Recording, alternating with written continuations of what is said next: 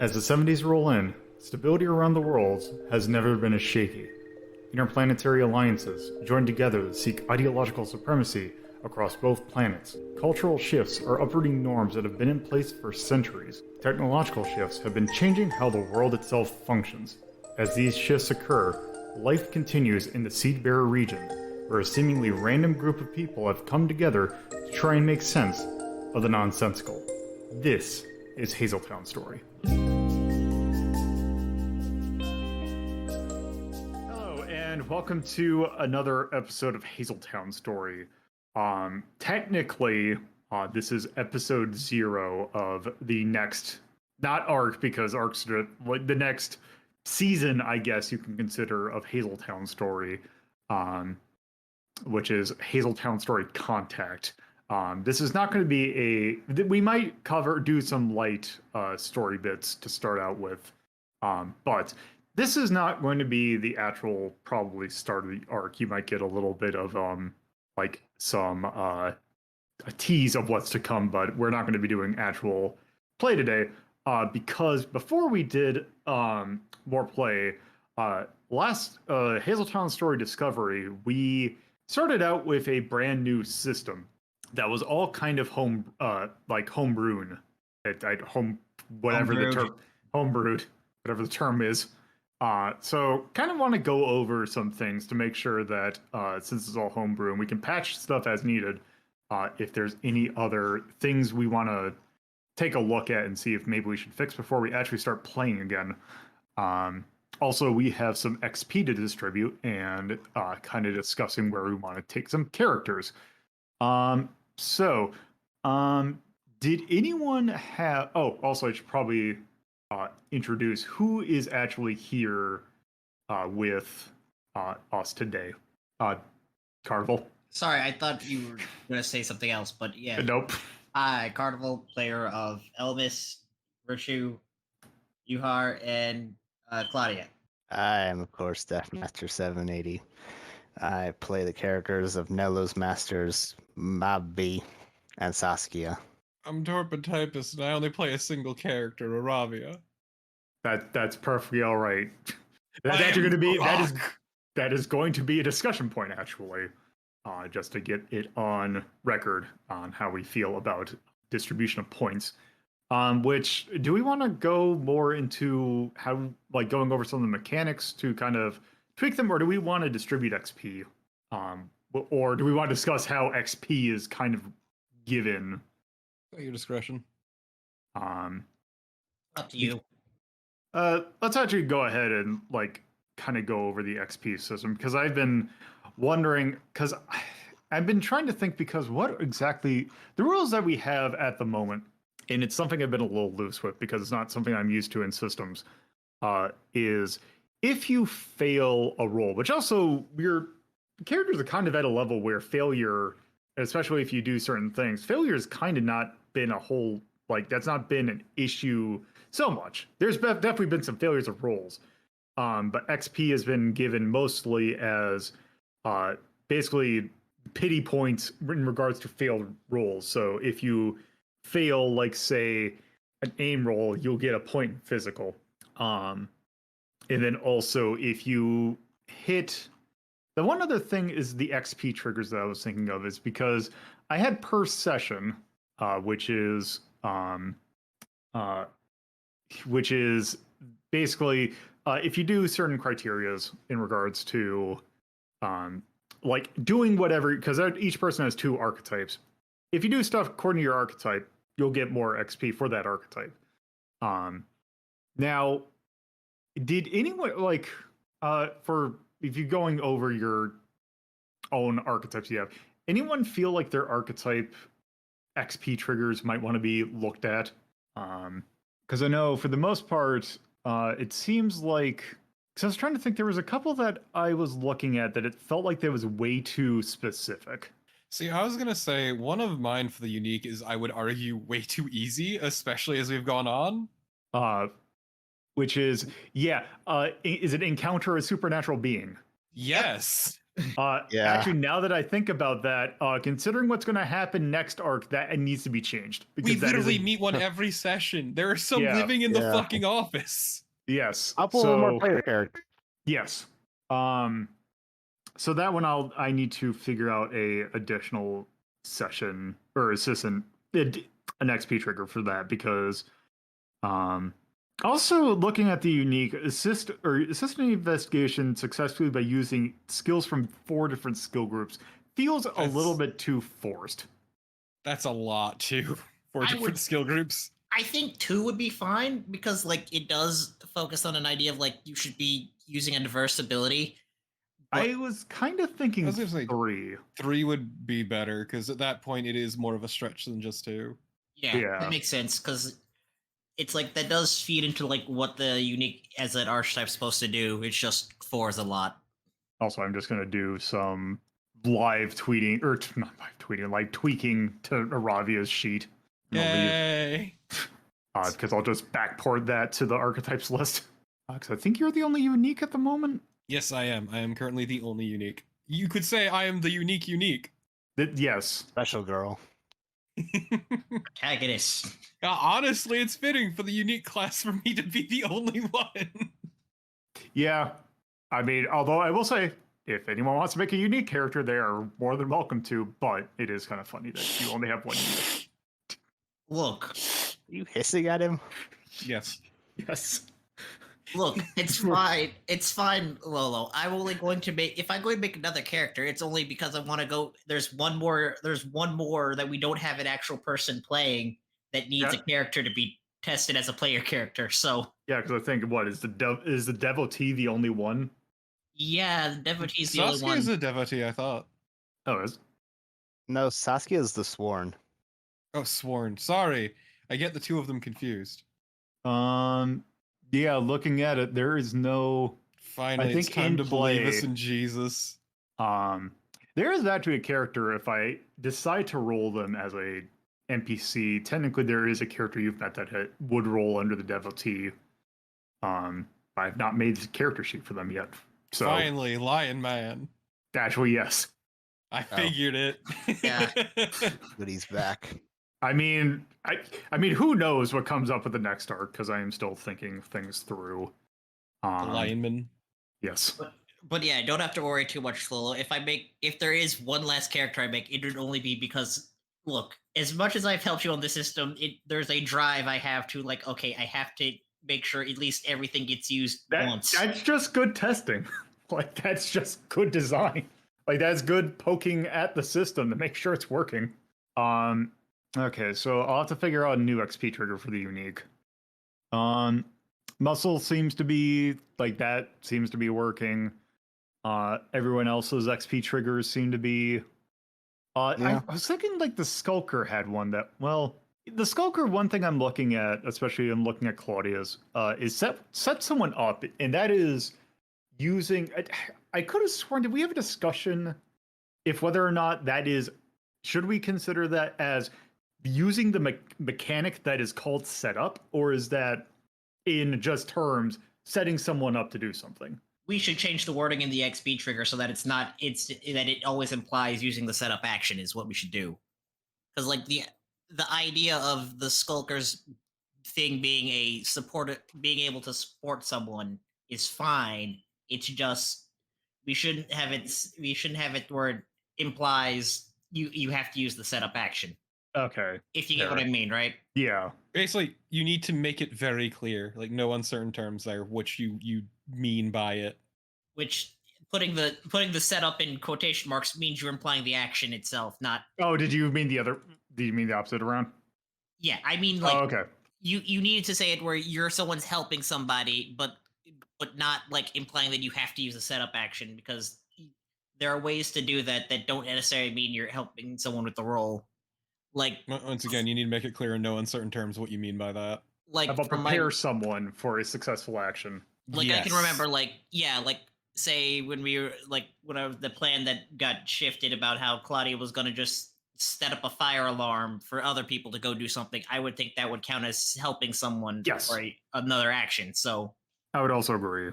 Because yeah, with those sorts of things, given that you have certain actions that have certain names, you need to make it clear in no uncertain terms what you actually mean. Yeah. Looking at the wizards, those are perfect. The Wizard works. wizard. Which is the whole. It's like okay, it's a per session thing, but they use the magic to help in these. To help with investigations. One of those like it is the wizard. it is To be fair, the spells are a specific thing. True. maybe It's not like you're gonna be just like fucking shooting shit out constantly. maybe use magic to assist someone in a task. We might want to sleep on that one and come back to it. I'm Yeah. not sure because Torpid makes a good point that spells are discrete units. Yeah. And you want it to be something that you're going to be using in a session, not something that you necessarily need to reach for. Because like it's fine to have like an easy session one in a harder session one. Yeah, like the be maybe instead of be flashy, maybe be extra or be like use magic when not needed to.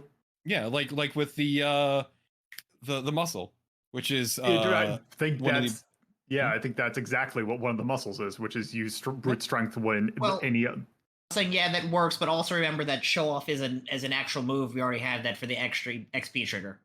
Oh, that's right. Which I think that's a good move there that needs to stay. Because they didn't. Oh, right, yes. Gain a new XP trigger and you deliberately choose magic. Actually, if anything, that's kind of almost that's the same thing. Not like that necessarily. Because remember, being flashy means instead of just, oh, hey, we can quietly walk in here, or that is, hey, we're going to take this person a hostage, or... I suppose. I would say change the wording then. Yeah, we'll need to change the wording.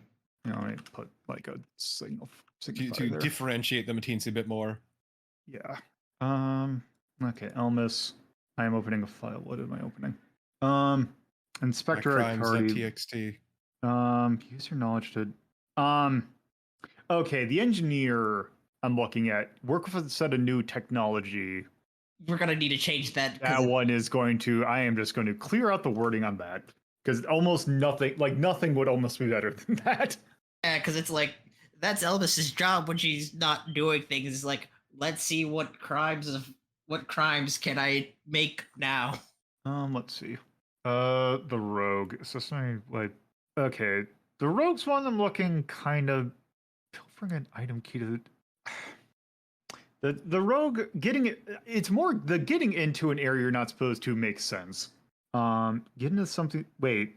Yeah, you got two of them there saying the same thing.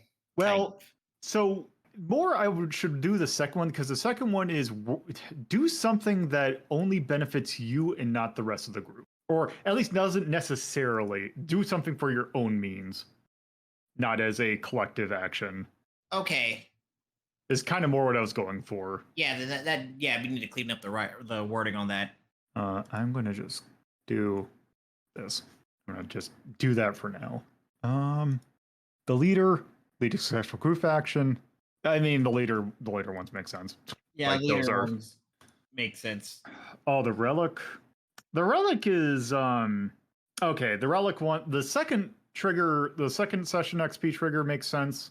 The first one I feel is just that's what the thing should do.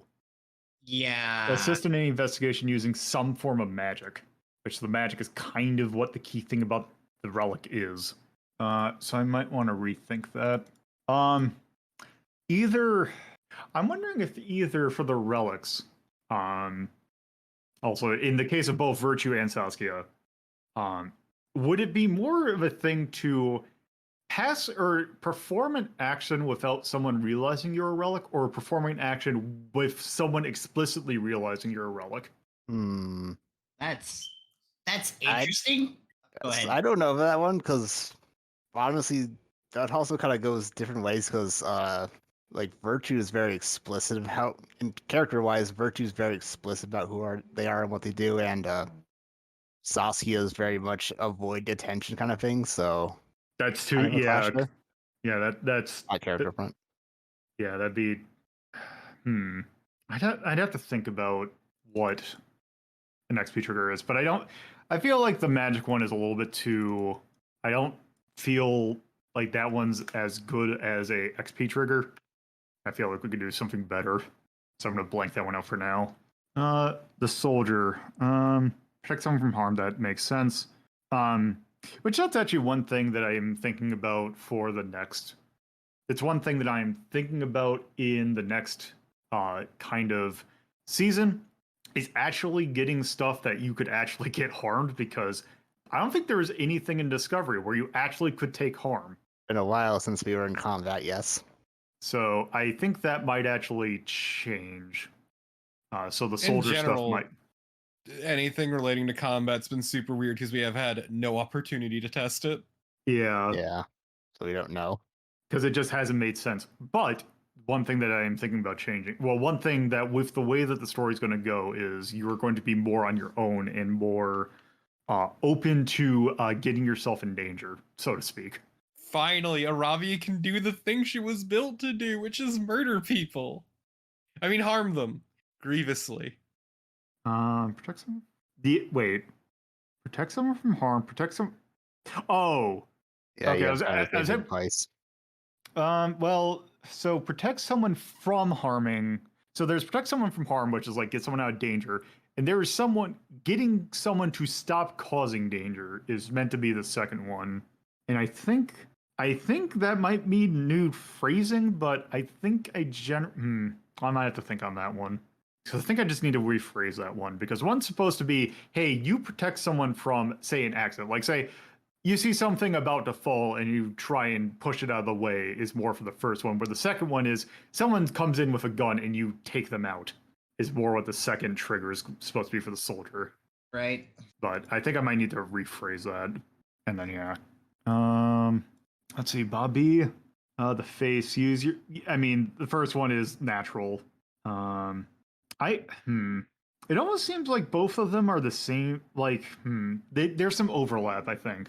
Whereas, like, the second session or the second XP trigger for the face is like a more specified version of the first, which is use your personal charisma to help out with an investigation versus use your charisma to get access to something you normally would not. Maybe one of them should be use your personal charisma to get out of danger or get out of a tricky situation. Yeah. Let's see, to help out with a tricky situation.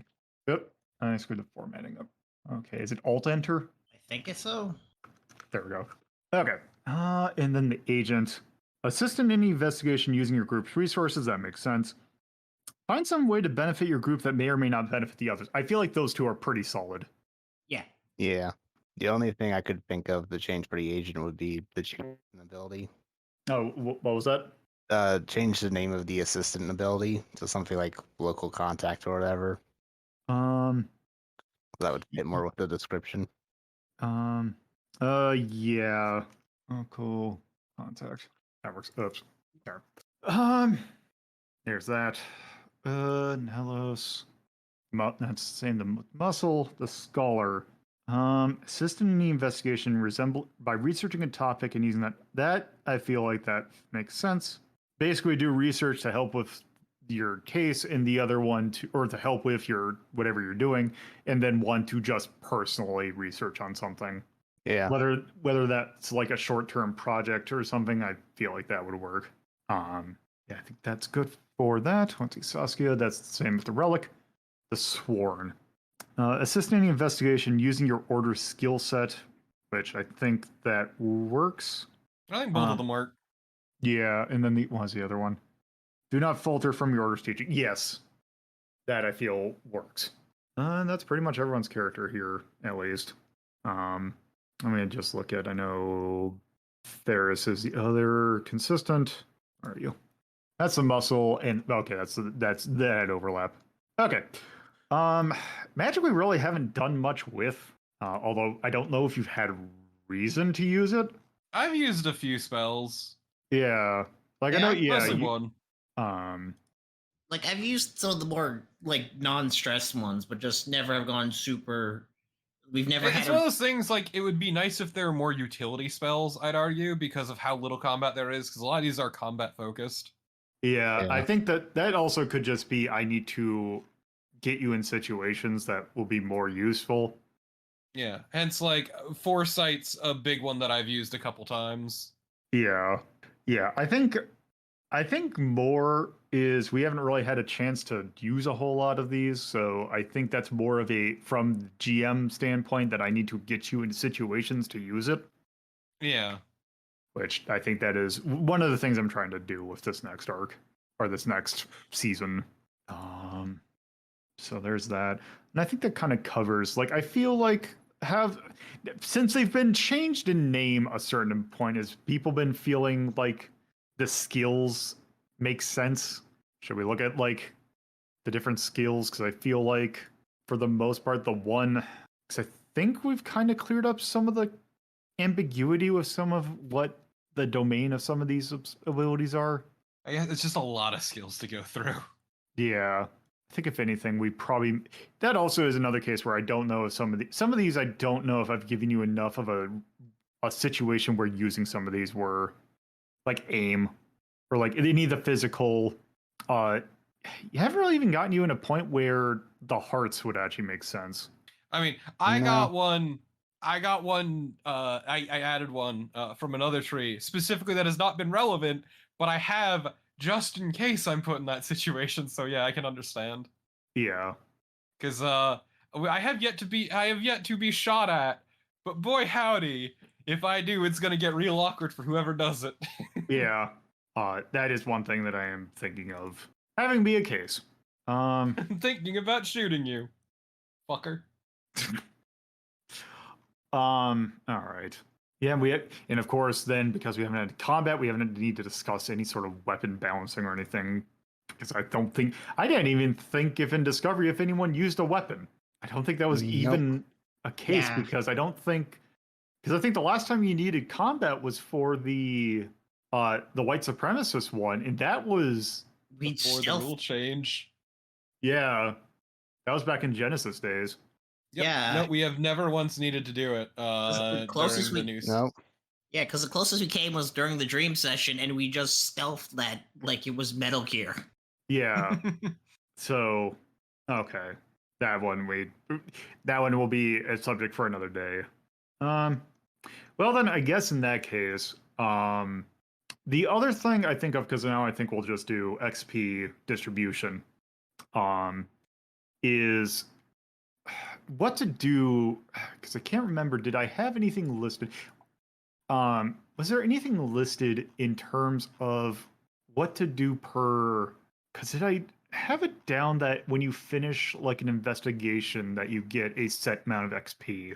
I think that, I mean, it makes sense that, because I believe in like Blades in the Dark and like most of those systems, when you complete, is it like D&D when you complete a, I guess, session / arc that you'd get a set amount of XP? Or is it not D&D? And not Blades in the Dark. Your XP comes from the questions as a end of session questions and the failure. Okay. So D&D is a complicated one, but typically speaking, it's supposed to be for beating things.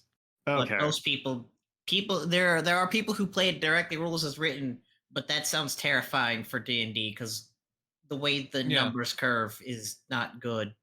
Yeah, like for when I played it, we played it as at the end of a given adventure, we would then get a level. Okay. Okay, so then I'm wondering if I even need to give XP for that. Because your characters are also pretty built out, although I wonder if so I know we talked a little bit before we started recording, that the XP curve, because what essentially happens is that if you have, the more characters you have, the less XP gets distributed around, as because the way the system works now, you need to be playing a character in order to get XP. Yes, but also you have a lot more utility because you can jump between them for given situations. And that's, I think, what we discussed. So it's ultimately at your discretion. I just feel the need to bring that up. The one thing I'm wondering is, because I know when we were doing downtime, one of the things is that when there is the train option, should we have that it can go to any character, or should it just be the character that you directly played as the last thing you did before the downtime? Or should it be you can just put it wherever you want? Any experience you gain? Like, because there's the train option during the downtime, which is just put XP in one slot. Should should all of your characters be open to that one slot during a downtime action? Because you don't necessarily have to play as one particular character. Between scenes, you can swap between characters. So on principle, should we make it so that you can only distribute that use train to boost XP of a character you just recently played? Is more what I'm wondering. Oh, okay. In It that makes case, I think that makes sense. Yeah. Okay. Because I thought you were taking like wait, because it's like I would definitely say it's fine for like if a downtime you can use if you have a project then one of your characters is better than another. That I think is fine, but like directly training if you just only can train the person who went last, that makes sense. Yeah, Okay. I mean, it is that character. It is their downtime. Yeah, because I was more thinking of downtime as like the crew downtime, but I mean that would give incentive to play different characters. Let's see. So yeah, I think that because that was one question I had. Is there anyone's did anyone have any or like have any things they have not distributed? I see, Aravia, you still have a point that you can spend in Yep. the unique. Does anyone else have anything open? Nope. Yeah, so and because so you have 2 fingers and pies left. You also have something about curiosity and cats, and then trustworthy doctor. Yeah, trustworthy doctor's weird, and I'm not sure how that fits into the unique. Yeah, I wonder. Yeah, I wonder if instead of trustworthy doctor, it should be trustworthy, trustworthy like companion that understands your status. Or like a supernatural contact or something. Possibly, yeah. Although with the way that the setting's going, that's probably not that's not going to be as that's not going to be as useful. Yeah, so I'm not 100% sure on that one, but trustworthy doctor just feels weird. Yeah, it's Yeah, one of those that definitely like I get what you're going for, but I don't know how generally applicable it is. Yeah. So it depends on too on how much you want to develop your character's like supporting system. Like, I think I'm the only one who's actually taken like the friend, any of the friend abilities. Uhart took one for the friend ability, but yeah. I've got vocation, but that's the closest thing to it. Yeah, Uhar has informed informant, which is get a contact familiar with the criminal activity going on in the city and around the area. Crime friend. Yes. Yes, I've got mission control, which is baked into the agent's ability. Yep. And local contact and entourage. And I could take another one if I wanted to take friends in high places. Yep. Also, in Aravia's defense, she's not exactly a social butterfly. Yeah, so I might have to think on that to see what I might want to change with that. Yeah, it's just like the trustworthy doctor feels very specific, and I'm not quite sure what you had in mind. Yeah. Also, it's just finger and pies is just way too powerful. Well, not way too powerful, but way too fun, I would say. Also, another thing, I'm not sure how useful union member is when vocation exists.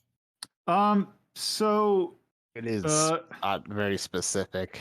Yeah, so the idea of union member is that in general, anyone that's of a construction or of like a or of a trade that you would have that if you were dealing with anyone of a trade that they'd be more dealing with cooperate in a general sense, whereas the friends in the field of the vocation is just specifically for that field.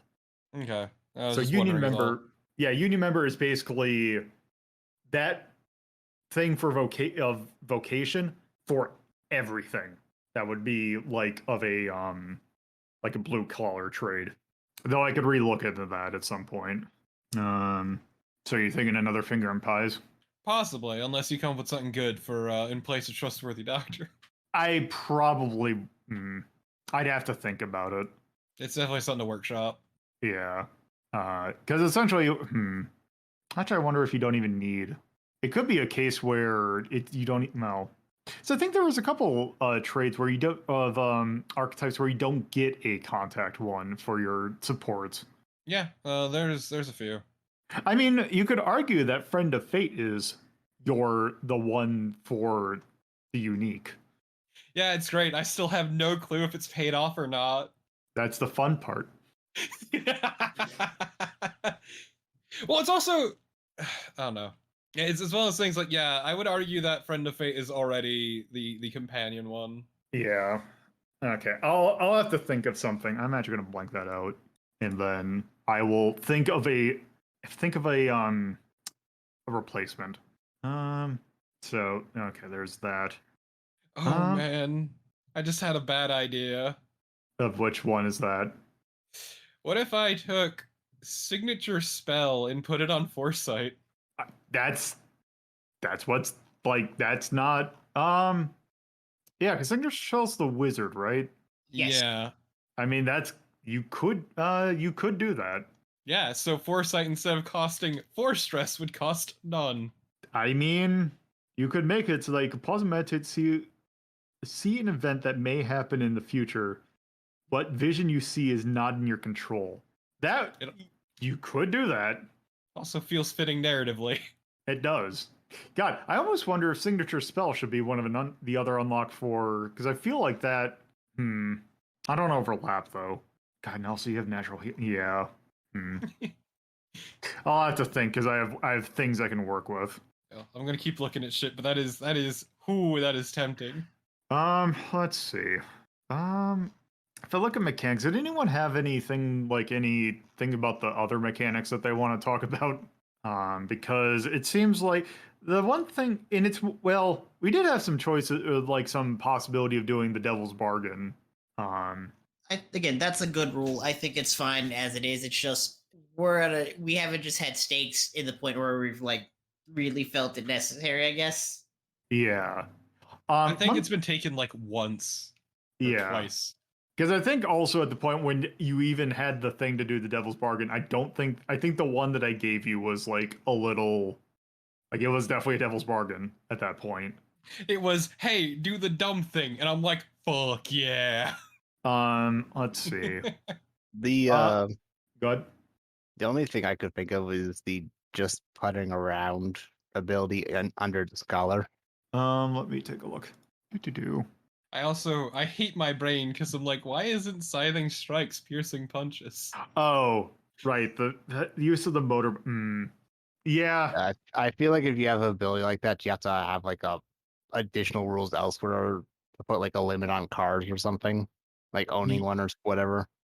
Yeah, that is one thing I'm thinking of, is because if we're going to keep like with the rules of like the area, you would be pretty much entirely like it is the Steinwald, and like the area around you was designed with public transportation in mind, where ownership of vehicles is more not limited, but it is not as A luxury, needed. basically. Yes. It's gonna be Which, real I mean, awkward. granted, makes sense right now based on things because Bobby's the only one who owns the car, and he's significantly wealthier than everyone else in the party. Yeah.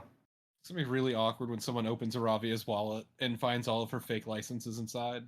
Moth flies out. God. Look, I'm saying she travels a lot and she does drive a motorcycle. I'm sure there are problems, and that's what fake licenses are for. Yeah, actually, now that I think about it, I kind of think because there's also the, yeah, because of your characters of the bunch, there isn't the doctor or whoever. I forgot what There was a doctor. there was a doctor, the Not been healer. around in a while. Because there is traveling doctor, which is essentially the same thing as just puttering around. I kind of think that those two are not worth it. Like that's too finicky, I think. So I might need to rethink those. Yeah, especially because like, oh, you don't have like a vehicle. Oh, you just have to wait for the bus or something like that. I just don't feel like that's worthwhile gameplay. So I might have to might rework those. So there's that. One thing that is going to change, and this is bit of story thing that we haven't got quite into why. But the scrying. So one thing that I have felt like with the flow of time is that because you were part of the Reading Rainbow group, that I felt like the scrying session was more of a thing that kind of slowed down the pace. Gonna argue another thing about the scrying sessions is it felt like there were no stakes. Yeah. So what's going to happen now is you're essentially the Reading Rainbow group is still there, but they're going to be more of an accessory to you now. So that you can have them do scrying session on stuff, but you can go out and do your own thing. Yeah. So Like, that was one of those things. I was gonna say, so we can just throw the information. Hey, can you look into this? And then we let the timer clock while we do something else, and they'll get back to us. Yeah, because especially since you could only, because I mean, due to the way I set up the lore, you can only do those at night, so that kind of slowed things down. There's essentially now going to be a replacement, but we'll get into that at some point. I was going to argue also it felt like nothing we did there mattered directly because it didn't. Yeah, essentially. So there were no real stakes. From just saying as a like how I've kind of saw those, it's the thing that I kind of reflected on as me GMing. That was basically me just having you get into like scuffs that basically you could survive. And even then, it kind of got a little lowballed. So I feel like I need to let you get into a little bit of danger.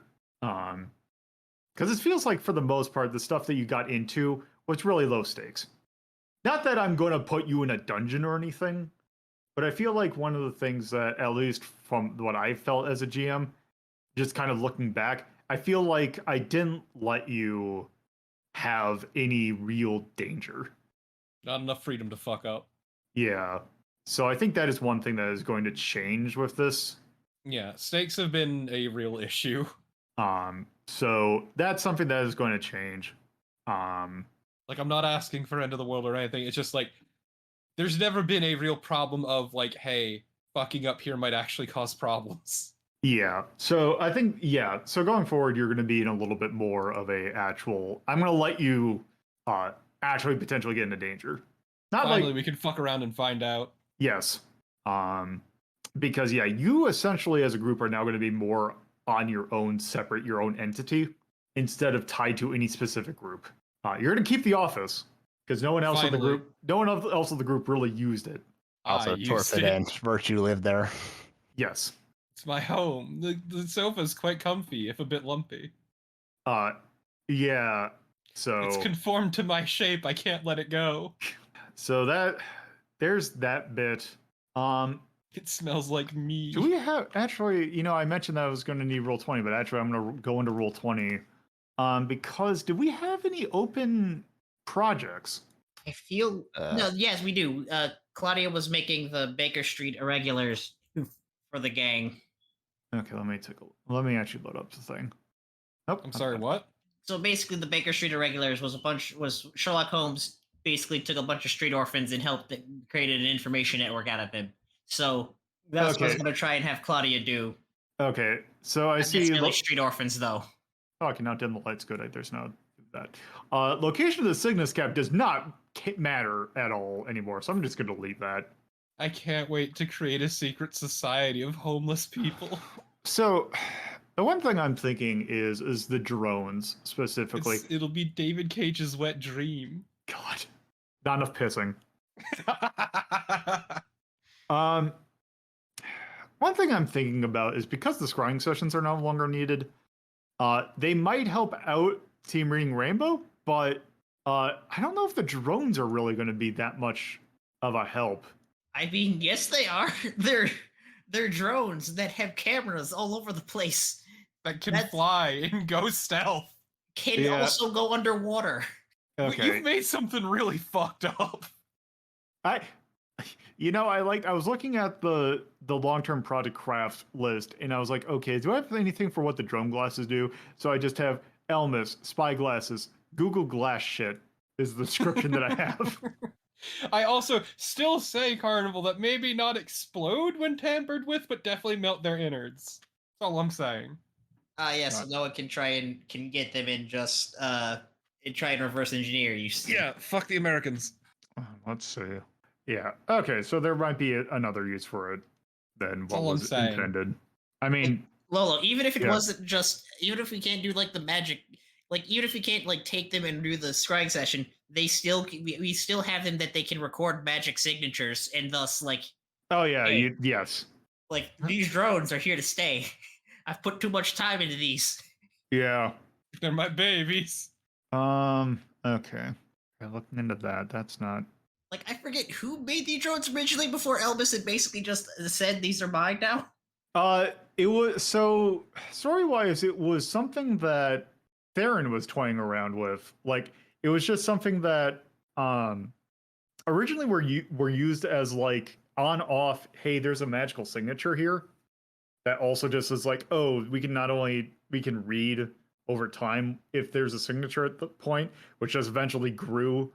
Like, this is a lot of like the magical like accessories that kind of technomancy kind of stuff basically originated from old school like magic on off. Like, imagine like it came from like I don't know where you would consider like time wise like medieval era magic or whatever you would consider like, say, I don't know, a early Final Fantasy taking place on, or like Dragon Quest, for example.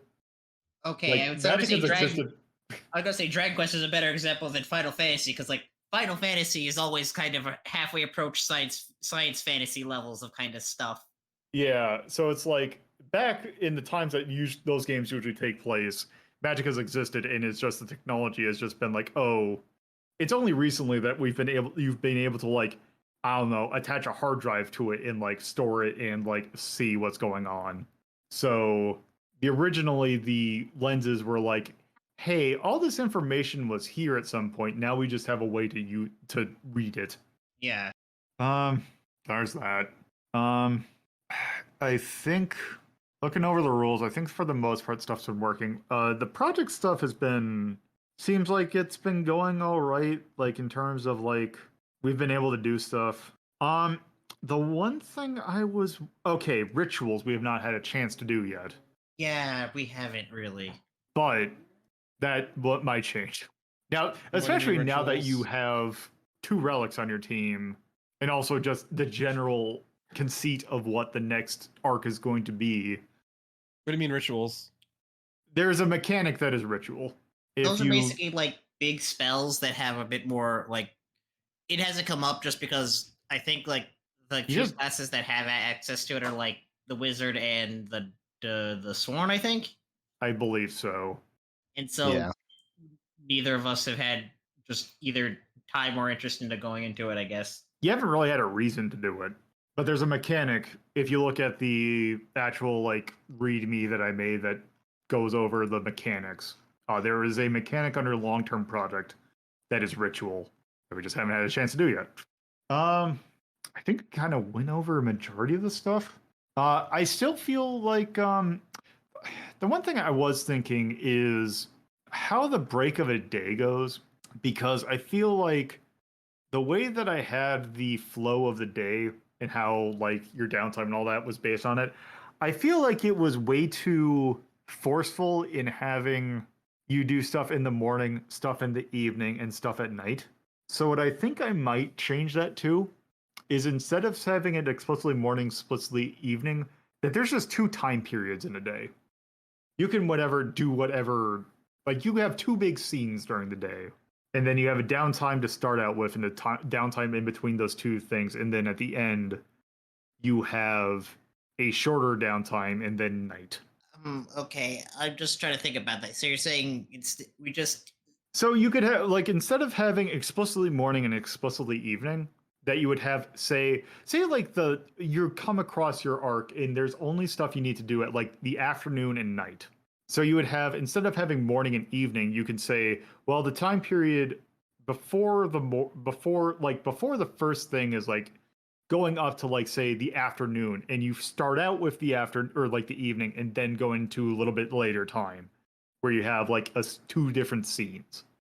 Okay, so you're just saying more of the idea is like they're not designated as this time of day. They're just we have 2 periods that we do full action in, and then a downtime period. Yeah, basically, you can do you have two major things you can do in a day where it's like, if you do those, like have two big scenes, I'm forcing time to flow in such a way that a day goes by. If that makes sense. Yeah, that makes sense.